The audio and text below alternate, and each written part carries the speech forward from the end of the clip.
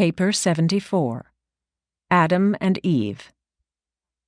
Adam and Eve arrived on Urantia from the year AD 1934, 37,848 years ago. It was in mid-season when the garden was in the height of bloom that they arrived. At high noon and unannounced, the two seraphic transports, accompanied by the Jerusalem personnel entrusted with the transportation of the biologic uplifters to Urantia, settled slowly to the surface of the revolving planet in the vicinity of the Temple of the Universal Father. All the work of rematerializing the bodies of Adam and Eve was carried on within the precincts of this newly created shrine. And from the time of their arrival, 10 days passed before they were recreated in dual human form for presentation as the world's new rulers. They regained consciousness simultaneously. The material sons and daughters always serve together. It is the essence of their service at all times and in all places, never to be separated. They are designed to work in pairs. Seldom do they function alone. 1. Adam and Eve on Jerusalem. The planetary Adam and Eve of Urantia were members of the senior corps of material sons on Jerusalem, being jointly number 14,311. They belonged to the third physical series and were a little more than 8 feet in height. At the time Adam was chosen to come to Urantia, he was employed, with his mate, in the trial and testing physical laboratories of Jerusalem. For more than 15,000 years, they had been directors of the Division of Experimental Energy as applied to the modification of living forms. Long before this, they had been teachers in the citizenship schools for new arrivals on Jerusalem. And all this should be borne in mind in connection with the narration of their subsequent conduct on Urantia. When the proclamation was issued calling for volunteers for the mission of Adamic adventure on Urantia, the entire senior corps of material sons and daughters volunteered. The Melchizedek examiners, with the approval of Lanaforge and the Most Highs of Edentia, finally selected the Adam and Eve who subsequently came to function as the biologic uplifters of Urantia. Adam and Eve had remained loyal to Michael during the Lucifer Rebellion. Nevertheless, the pair were called before the system's sovereign and his entire cabinet for examination and instruction. The details of Urantia affairs were fully presented. They were exhaustively instructed as to the plans to be pursued in accepting the responsibilities of rulership on such a strife-torn world. They were put under joint oaths of allegiance to the Most Highs of Edentia and to Michael of Salvington, and they were duly advised to regard themselves as subject to the Urantia Corps of Melchizedek receivers until that governing body should see fit to relinquish rule on the world of their assignment. This Jerusalem pair left behind them on the capital of Satania and elsewhere 100 offspring, 50 sons and 50 daughters, magnificent creatures who had escaped the pitfalls of progression and who were all in commission as faithful stewards of universe trust at the time of their parents' departure for Urantia. And they were all present in the beautiful temple of the material sons, attendant upon the farewell exercises associated with the last ceremonies of the bestowal acceptance.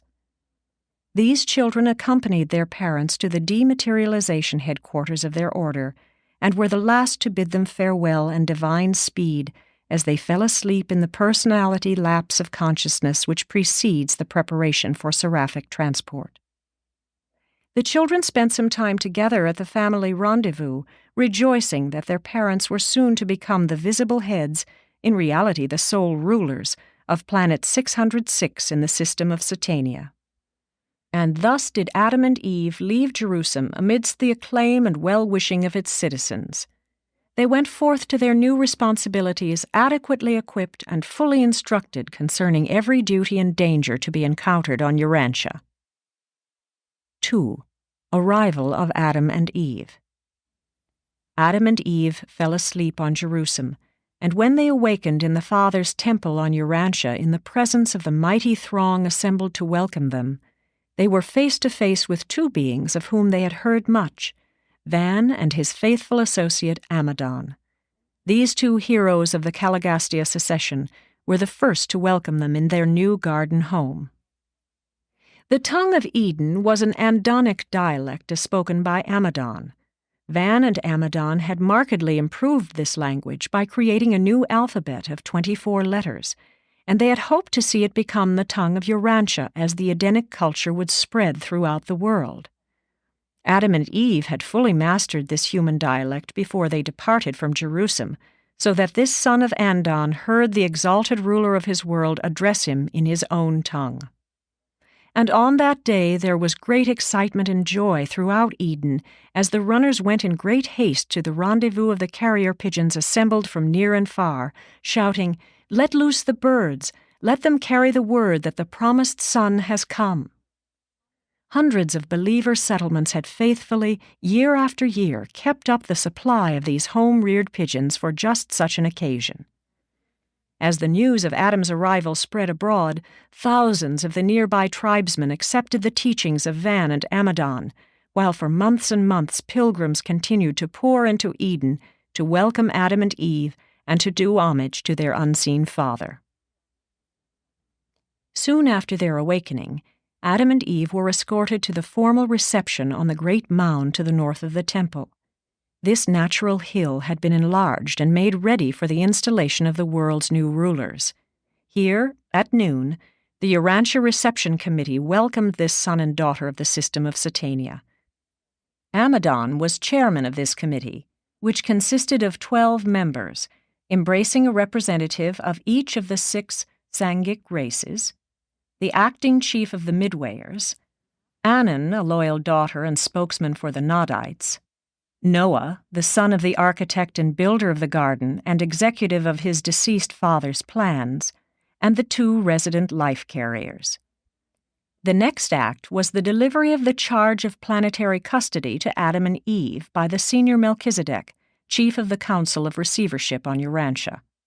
The material son and daughter took the oath of allegiance to the Most Highs of Norlashadek and to Michael of Nebadon, and were proclaimed rulers of Urantia by Van, who thereby relinquished the titular authority which for over 150,000 years he had held by virtue of the action of the Melchizedek receivers. And Adam and Eve were invested with kingly robes on this occasion, the time of their formal induction into world rulership. Not all of the arts of Dalmatia had been lost to the world. Weaving was still practiced in the days of Eden. Then was heard the archangel's proclamation, and the broadcast voice of Gabriel decreed the second judgment roll call of Urantia and the resurrection of the sleeping survivors of the second dispensation of grace and mercy on 606 of Satania. The dispensation of the prince has passed. The age of Adam, the third planetary epoch, opens amidst scenes of simple grandeur, and the new rulers of Urantia start their reign under seemingly favorable conditions, notwithstanding the worldwide confusion occasioned by lack of the cooperation of their predecessor in authority on the planet. 3. Adam and Eve learn about the planet. And now, after their formal installation, Adam and Eve became painfully aware of their planetary isolation. Silent were the familiar broadcasts, and absent were all the circuits of extraplanetary communication. Their Jerusalem fellows had gone to worlds running along smoothly with a well-established planetary prince and an experienced staff ready to receive them and competent to cooperate with them during their early experience on such worlds. But on Urantia, rebellion had changed everything. Here the planetary prince was very much present, and though shorn of most of his power to work evil, he was still able to make the task of Adam and Eve difficult and to some extent hazardous. It was a serious and disillusioned son and daughter of Jerusalem who walked that night through the garden under the shining of the full moon, discussing plans for the next day. Thus ended the first day of Adam and Eve on isolated Urantia, the confused planet of the Caligastia betrayal. And they walked and talked far into the night, their first night on earth, and it was so lonely. Adam's second day on earth was spent in session with the planetary receivers and the advisory council. From the Melchizedeks and their associates, Adam and Eve learned more about the details of the Caligastia rebellion and the result of that upheaval upon the world's progress. And it was, on the whole, a disheartening story, this long recital of the mismanagement of world affairs. They learned all the facts regarding the utter collapse of the Caligastia scheme for accelerating the process of social evolution. They also arrived at a full realization of the folly of attempting to achieve planetary advancement independently of the divine plan of progression. And thus ended a sad but enlightening day, their second on Urantia. The third day was devoted to an inspection of the garden. From the large passenger birds, the fandors, Adam and Eve looked down upon the vast stretches of the garden while being carried through the air over this, the most beautiful spot on earth. This day of inspection ended with an enormous banquet in honor of all who had labored to create this garden of Edenic beauty and grandeur. And again, late into the night of their third day, the son and his mate walked in the garden and talked about the immensity of their problems. On the fourth day, Adam and Eve addressed the garden assembly. From the inaugural mount, they spoke to the people concerning their plans for the rehabilitation of the world and outlined the methods whereby they would seek to redeem the social culture of Urantia from the low levels to which it had fallen as a result of sin and rebellion. This was a great day, and it closed with a feast for the council of men and women who had been selected to assume responsibilities in the new administration of world affairs. Take note, women as well as men were in this group, and that was the first time such a thing had occurred on Earth since the days of Dalmatia. It was an astounding innovation to behold Eve, a woman, sharing the honors and responsibilities of world affairs with a man. And thus ended the fourth day on Earth. The fifth day was occupied with the organization of the temporary government, the administration which was to function until the Melchizedek receivers should leave Urantia. The sixth day was devoted to an inspection of the numerous types of men and animals. Along the walls eastward in Eden, Adam and Eve were escorted all day, viewing the animal life of the planet and arriving at a better understanding as to what must be done to bring order out of the confusion of a world inhabited by such a variety of living creatures. It greatly surprised those who accompanied Adam on this trip to observe how fully he understood the nature and function of the thousands upon thousands of animals shown him. The instant he glanced at an animal, he would indicate its nature and behavior. Adam could give names descriptive of the origin, nature, and function of all material creatures on sight. Those who conducted him on this tour of inspection did not know that the world's new ruler was one of the most expert anatomists of all Satania, and Eve was equally proficient. Adam amazed his associates by describing hosts of living things too small to be seen by human eyes. When the sixth day of their sojourn on earth was over, Adam and Eve rested for the first time in their new home in the East of Eden. The first 6 days of the Urantia adventure had been very busy, and they looked forward with great pleasure to an entire day of freedom from all activities. But circumstances dictated otherwise. The experience of the day just past, in which Adam had so intelligently and so exhaustively discussed the animal life of Urantia, together with his masterly inaugural address and his charming manner, had so won the hearts and overcome the intellects of the garden dwellers that they were not only wholeheartedly disposed to accept the newly arrived son and daughter of Jerusalem as rulers, but the majority were about ready to fall down and worship them as gods. 4. The first upheaval. That night, the night following the sixth day, while Adam and Eve slumbered, strange things were transpiring in the vicinity of the Father's temple in the central sector of Eden. There, under the rays of the mellow moon, hundreds of enthusiastic and excited men and women listened for hours to the impassioned pleas of their leaders. They meant well, but they simply could not understand the simplicity of the fraternal and democratic manner of their new rulers.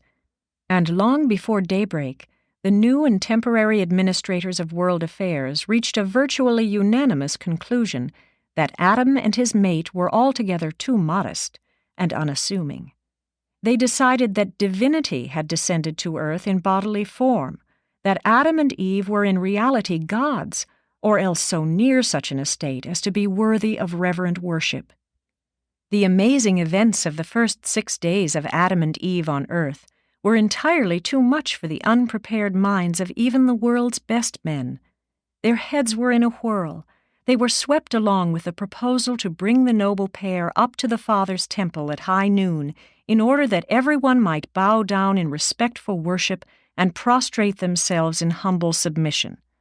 And the garden dwellers were really sincere in all of this. Van protested. Amadon was absent, being in charge of the guard of honor which had remained behind with Adam and Eve overnight. But Van's protest was swept aside. He was told that he was likewise too modest, too unassuming, that he was not far from a god himself, else how had he lived so long on earth, and how had he brought about such a great event as the advent of Adam? And as the excited Edenites were about to seize him and carry him up to the mount for adoration, Van made his way out through the throng and, being able to communicate with the midwayers, sent their leader in great haste to Adam. It was near the dawn of their 7th day on earth that Adam and Eve heard the startling news of the proposal of these well-meaning but misguided mortals. And then, even while the passenger birds were swiftly winging to bring them to the temple, the midwayers, being able to do such things, transported Adam and Eve to the Father's temple. It was early on the morning of this 7th day, and from the mount of their so recent reception, that Adam held forth in explanation of the orders of divine sonship, and made clear to these earth minds that only the Father and those whom he designates may be worshipped. Adam made it plain that he would accept any honor and receive all respect, but worship never. It was a momentous day, and just before noon, about the time of the arrival of the seraphic messenger bearing the Jerusalem acknowledgement of the installation of the world's rulers, Adam and Eve, moving apart from the throng, pointed to the Father's temple and said, "Go you now to the material emblem of the Father's invisible presence, and bow down in worship of Him who made us all and who keeps us living. And let this act be the sincere pledge that you never will again be tempted to worship anyone but God." They all did as Adam directed.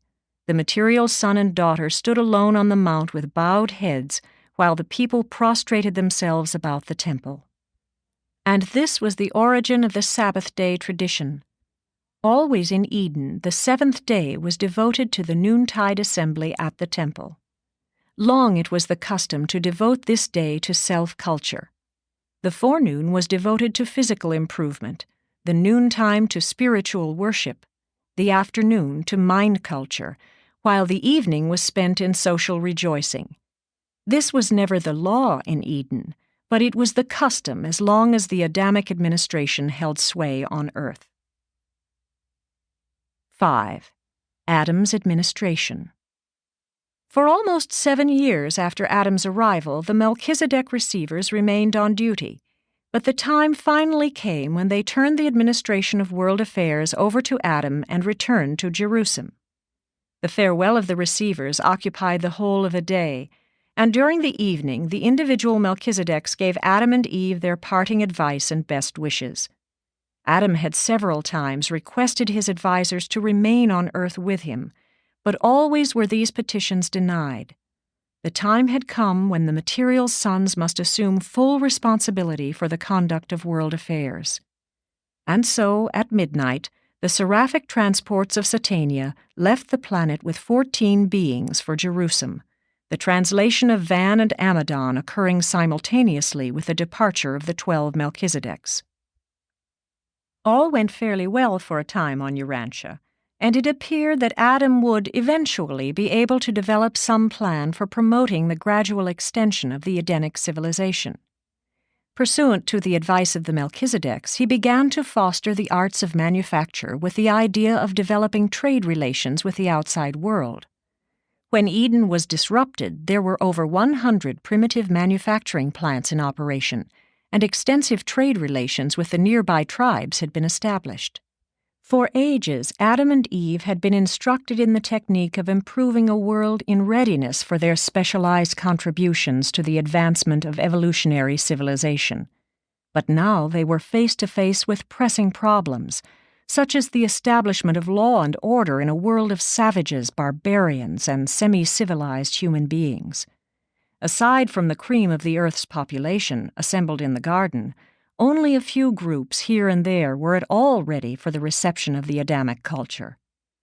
Adam made a heroic and determined effort to establish a world government, but he met with stubborn resistance at every turn.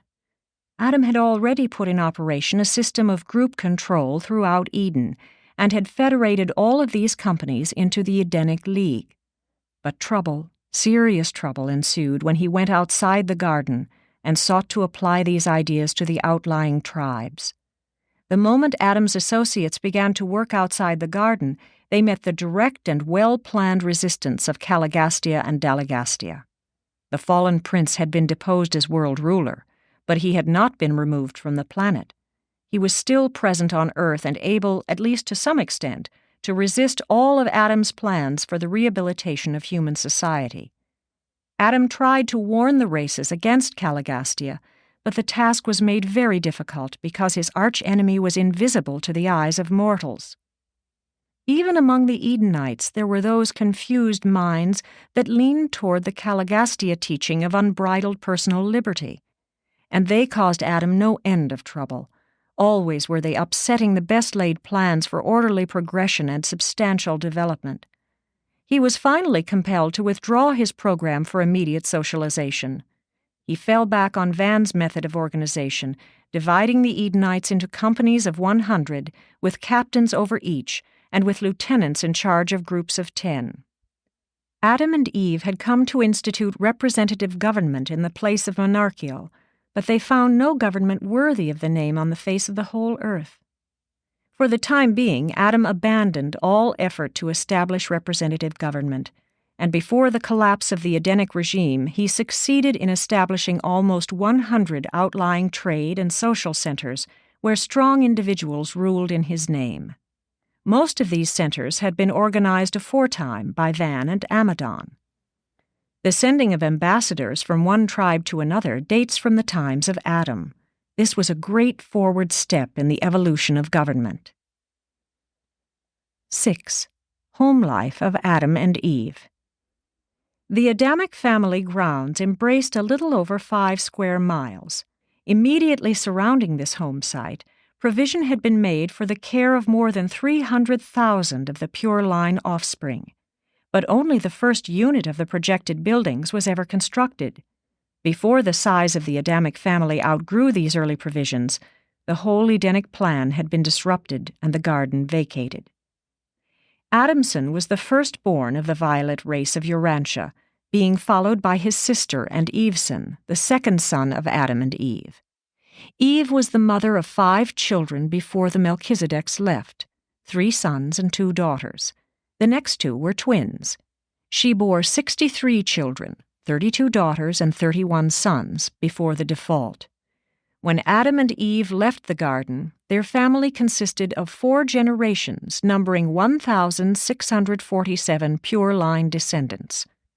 They had 42 children after leaving the garden, besides the 2 offspring of joint parentage with the mortal stock of earth. And this does not include the Adamic parentage to the Nodite and evolutionary races. The Adamic children did not take milk from animals when they ceased to nurse the mother's breast at 1 year of age. Eve had access to the milk of a great variety of nuts and to the juices of many fruits, and knowing full well the chemistry and energy of these foods, she suitably combined them for the nourishment of her children until the appearance of teeth. While cooking was universally employed outside of the immediate Adamic sector of Eden, there was no cooking in Adam's household. They found their foods, fruits, nuts, and cereals, ready prepared as they ripened. They ate once a day, shortly after noontime. Adam and Eve also imbibed light and energy, direct from certain space emanations in conjunction with the ministry of the Tree of Life. The bodies of Adam and Eve gave forth a shimmer of light, but they always wore clothing in conformity with a custom of their associates. Though wearing very little during the day, at eventide they donned night wraps. The origin of the traditional halo encircling the heads of supposed pious and holy men dates back to the days of Adam and Eve. Since the light emanations of their bodies were so largely obscured by clothing, only the radiating glow from their heads was discernible. The descendants of Adamson always thus portrayed their concept of individuals believed to be extraordinary in spiritual development. Adam and Eve could communicate with each other and with their immediate children over a distance of about 50 miles. This thought exchange was effected by means of the delicate gas chambers located in close proximity to their brain structures. By this mechanism, they could send and receive thought oscillations. But this power was instantly suspended upon the mind's surrender to the discord and disruption of evil. The Adamic children attended their own schools until they were 16, the younger being taught by the elder. The little folks changed activities every 30 minutes, the older every hour. And it was certainly a new sight on Urantia to observe these children of Adam and Eve at play, joyous and exhilarating activity just for the sheer fun of it. The play and humor of the present-day races are largely derived from the Adamic stock.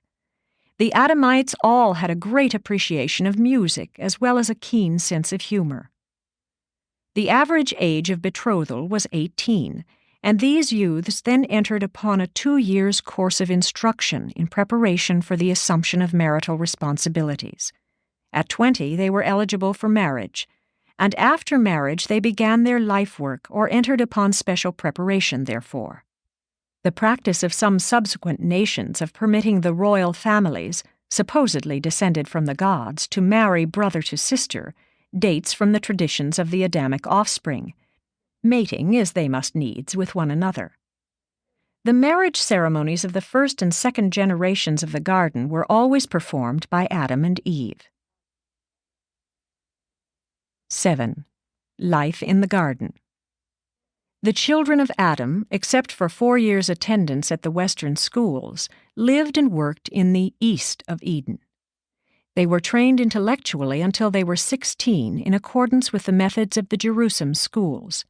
From 16 to 20, they were taught in the Urantia schools at the other end of the garden, serving there also as teachers in the lower grades. The entire purpose of the Western school system of the garden was socialization. The forenoon periods of recess were devoted to practical horticulture and agriculture, the afternoon periods to competitive play. The evenings were employed in social intercourse and the cultivation of personal friendships. Religious and sexual training were regarded as the province of the home, the duty of parents. The teaching in these schools included instruction regarding 1. Health and the care of the body. 2. The golden rule, the standard of social intercourse. 3. The relation of individual rights to group rights and community obligations. 4. History and culture of the various earth races. 5. Methods of advancing and improving world trade. 6. Coordination of conflicting duties and emotions. 7. The cultivation of play, humor, and competitive substitutes for physical fighting. The schools, in fact every activity of the garden, were always open to visitors. Unarmed observers were freely admitted to Eden for short visits. To sojourn in the garden, a Urantian had to be adopted.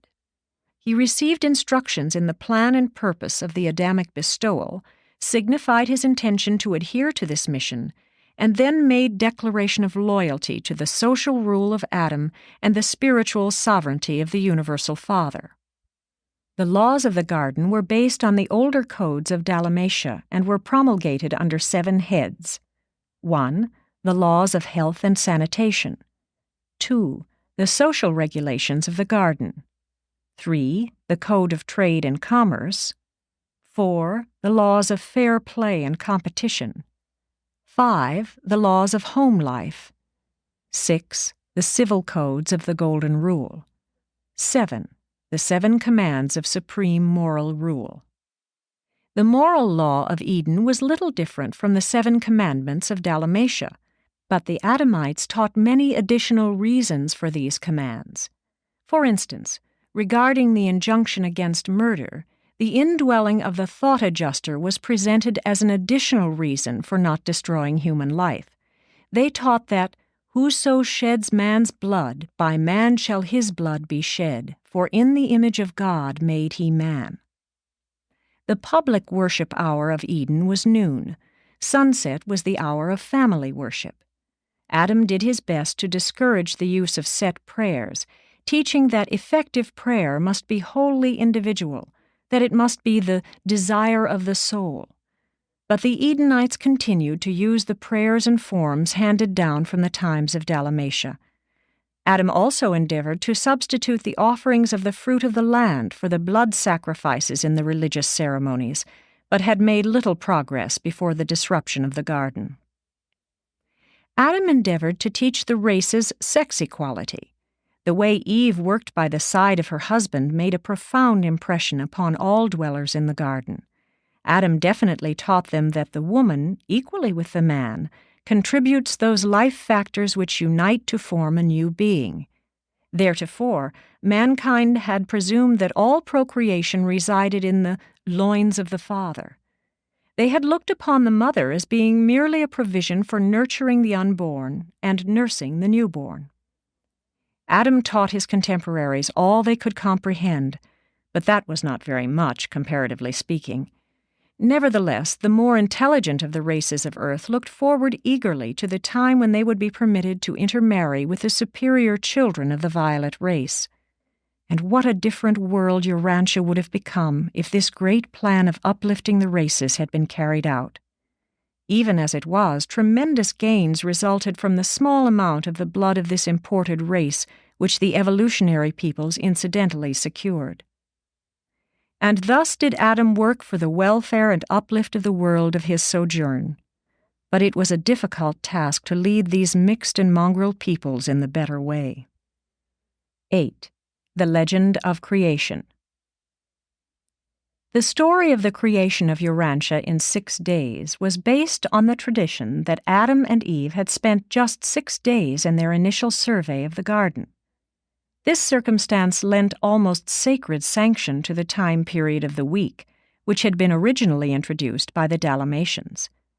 Adam's spending 6 days inspecting the garden and formulating preliminary plans for organization was not prearranged. It was worked out from day to day. The choosing of the 7th day for worship was wholly incidental to the facts herewith narrated. The legend of the making of the world in 6 days was an afterthought. In fact, more than 30,000 years afterwards. One feature of the narrative, the sudden appearance of the sun and moon, may have taken origin in the traditions of the one-time sudden emergence of the world from a dense space cloud of minute matter which had long obscured both sun and moon. The story of creating Eve out of Adam's rib is a confused condensation of the Adamic arrival and the celestial surgery connected with the interchange of living substances associated with the coming of the corporeal staff of the planetary prince more than 450,000 years previously. The majority of the world's peoples have been influenced by the tradition that Adam and Eve had physical forms created for them upon their arrival on Urantia. The belief in man's having been created from clay was well nigh universal in the Eastern Hemisphere. This tradition can be traced from the Philippine Islands around the world to Africa. And many groups accepted this story of man's clay origin by some form of special creation in the place of the earlier beliefs in progressive creation, evolution. Away from the influences of Dalmatia and Eden, mankind tended toward the belief in the gradual ascent of the human race. The fact of evolution is not a modern discovery. The ancients understood the slow and evolutionary character of human progress. The early Greeks had clear ideas of this despite their proximity to Mesopotamia. Although the various races of Earth became sadly mixed up in their notions of evolution, nevertheless, many of the primitive tribes believed and taught that they were the descendants of various animals. Primitive peoples made a practice of selecting for their totems the animals of their supposed ancestry. Certain North American Indian tribes believed they originated from beavers and coyotes. Certain African tribes teach that they are descended from the hyena, a Malay tribe from the lemur, a New Guinea group from the parrot. The Babylonians, because of immediate contact with the remnants of the civilization of the Adamites, enlarged and embellished the story of man's creation. They taught that he had descended directly from the gods. They held to an aristocratic origin for the race, which was incompatible with even the doctrine of creation out of clay. The Old Testament account of creation dates from long after the time of Moses. He never taught the Hebrews such a distorted story, but he did present a simple and condensed narrative of creation to the Israelites, hoping thereby to augment his appeal to worship the Creator, the Universal Father, whom he called the Lord God of Israel. In his early teachings, Moses very wisely did not attempt to go back of Adam's time, and since Moses was the supreme teacher of the Hebrews, the stories of Adam became intimately associated with those of creation. That the earlier traditions recognized pre-Adamic civilization is clearly shown by the fact that later editors, intending to eradicate all reference to human affairs before Adam's time, neglected to remove the telltale reference to Cain's emigration to the land of Nod, where he took himself a wife. The Hebrews had no written language in general usage for a long time after they reached Palestine. They learned the use of an alphabet from the neighboring Philistines, who were political refugees from the higher civilization of Crete. The Hebrews did little writing until about 900 BC, and having no written language until such a late date, they had several different stories of creation in circulation. But after the Babylonian captivity, they inclined more toward accepting a modified Mesopotamian version. Jewish tradition became crystallized about Moses, and because he endeavored to trace the lineage of Abraham back to Adam, the Jews assumed that Adam was the first of all mankind.